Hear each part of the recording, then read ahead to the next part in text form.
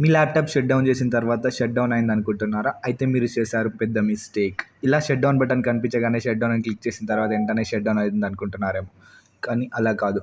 మీ ల్యాప్టాప్లో task manager open చేయండి. Open చేసిన తర్వాత ఇక్కడ టాస్క్ మేనేజర్లో అది క్లిక్ చేయండి. అది క్లిక్ చేసిన తర్వాత ఇక్కడ మీకు కనిపిస్తుంది కదా 16 days 17 hours 10 minutes and 25 seconds.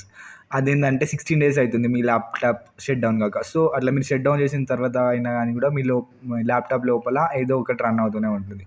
So ఇది ఇలా జరగకుండా ఉండాలంటే మీరు ఏం చేయాలంటే ఫస్ట్ మీరు కంట్రోల్ ప్యానల్ ఓపెన్ చేయండి. కంట్రోల్ ప్యానల్ ఓపెన్ చేసిన తర్వాత అక్కడ సెర్చ్ బార్లో టైప్ చేయండి. ఏంటి? పవర్ అని టైప్ చేసిన తర్వాత ఇక్కడ ఫస్ట్ ఆప్షన్ సెలెక్ట్ చేయండి. Change what the power button do. Click చేసిన తర్వాత ఇలా వస్తుంది. నెక్స్ట్ ఇక్కడ change settings that are currently available అని క్లిక్ చేయండి. దాని తర్వాత ఇలా వస్తుంది. నెక్స్ట్ ఇక్కడ టర్న్ ఆన్ ఫాస్ట్ స్టార్టప్ అని క్లిక్ చేసి దాన్ని ఆఫ్ చేసేయండి.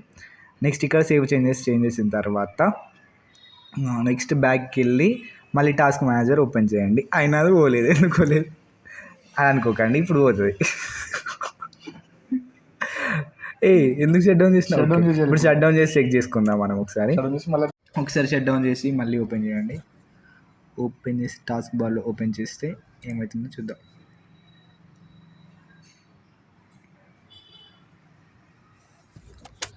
చూసారా, ఇక్కడ 00 నుంచి స్టార్ట్ అయింది, అంటే ఇప్పుడు మీ కంప్యూటర్ షట్ డౌన్ అయిందని అన్నమాట. సో ఇది